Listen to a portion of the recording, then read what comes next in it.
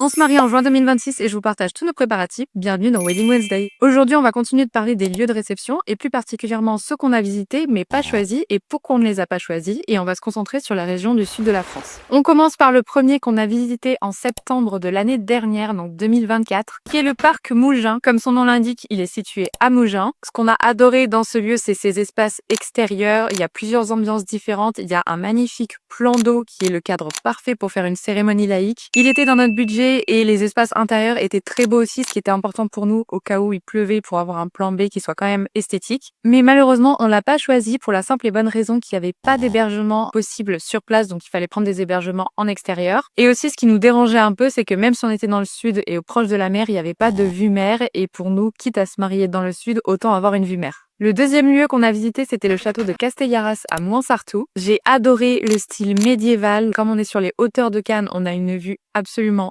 somptueuse. Et mon gros coup de cœur sur ce lieu, c'était l'espace cloître qui est absolument incroyable. Vraiment l'endroit idéal pour le dîner. Et en plus de ça, il était dans notre budget. Mais le problème, c'est que l'option B en cas de pluie ne nous permettait pas d'accueillir la totalité de nos invités. Donc forcément, ça a été éliminatoire malheureusement. Lieu numéro 3, on reste dans les châteaux avec le magnifique château de la Napoule qui est situé à Mandelieu. C'est un château absolument magnifique, il se jette dans la Méditerranée, c'est somptueux. D'ailleurs, c'est un château qui est aussi un lieu touristique que l'on peut visiter, donc je vous recommande d'y aller parce que ça vaut vraiment le coup d'œil. Il était dans notre budget, ce qui nous a un petit peu surpris, je vais pas vous mentir, on s'attendait à ce qu'il soit beaucoup plus cher que ça. Mais le problème, c'est qu'il y avait à nouveau pas d'hébergement sur place pour nos invités et pas de parking, ce qui est vraiment un peu compliqué. Il fallait trouver des parkings aux alentours dans Mandelieu, donc un petit peu difficile niveau logistique. Et la fin de soirée était un petit peu tôt pour nous puisqu'on devait mettre fin à la soirée à 3h et ça me semblait un petit peu tôt. Et il y avait aussi plein de prestations qu'on aurait voulu avoir mais qui étaient en supplément, donc qui faisaient augmenter le prix final. On quitte un petit peu Cannes et ses alentours pour aller se diriger du côté de Toulon et visiter la résidence du Cap Brun. Alors là, ce qui nous a eu, c'est sans aucun doute la vue. La Méditerranée à perte de vue, c'était splendide. En plus, quand on est allé le visiter, il faisait un soleil radieux, donc ça a ajouté encore plus de magie. C'était dans notre budget et il y avait possibilité d'héberger une partie des convives sur place. Mais ce qui nous a un petit peu refroidi, c'était le plan B en cas de pluie qu'on trouvait pas à notre goût. Et aussi le fait que la plupart des prestataires, DJ, fleuristes, traiteurs devaient être choisis parmi leurs partenaires uniquement, donc on n'était pas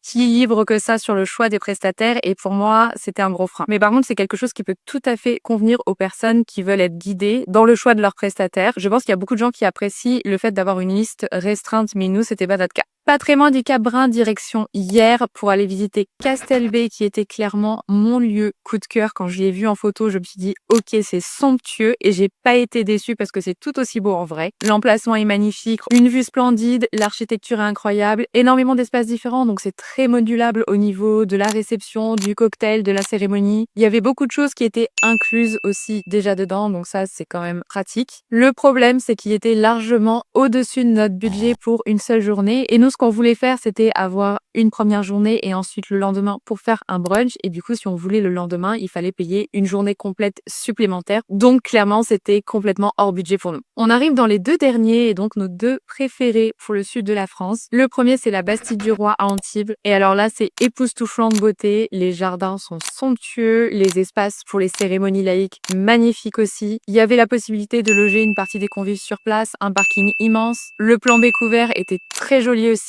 C'est vraiment un domaine magnifique sur les hauteurs d'Antibes. La piscine qui ajoute un charme fou. Le souci, c'est que c'était un tout petit peu au-dessus de notre budget et surtout qu'il y avait pas mal de choses qui n'étaient pas comprises dans le prix mais obligatoires à prendre en plus. Donc du coup, ça nous est vraiment dépassé notre budget de trop et on s'est dit que c'était pas possible. Et enfin, on termine avec le domaine Montleuze qui est situé à Villefranche. Et ça, c'était le coup de cœur de mon fiancé. La vue est à couper le souffle, et encore, nous, on est allé le visiter un jour où il faisait pas beau, donc on voyait pas très bien, mais déjà comme ça, c'était incroyable. L'espace pour une cérémonie laïque est sublime. L'espace pour le dîner, incroyable aussi. Que ce soit en extérieur ou en intérieur. Il y avait aussi une piscine, donc super sympa pour faire un brunch un petit peu décontracté. Et surtout, il y avait beaucoup d'hébergements, ce qui nous permettait de loger une grande partie de nos convives directement sur place. Le souci, c'est que lui aussi était un tout petit peu au-dessus de notre budget, mais surtout que la fin de soirée était à 2h30 du matin et pour nous c'était beaucoup trop tôt, donc on s'est dit qu'on allait passer sur celui-ci. Voilà, c'est tout pour cette première partie. On se retrouve la semaine prochaine pour les lieux qu'on a visités en Île-de-France et vous allez voir que ça va être beaucoup plus rapide. Bisous.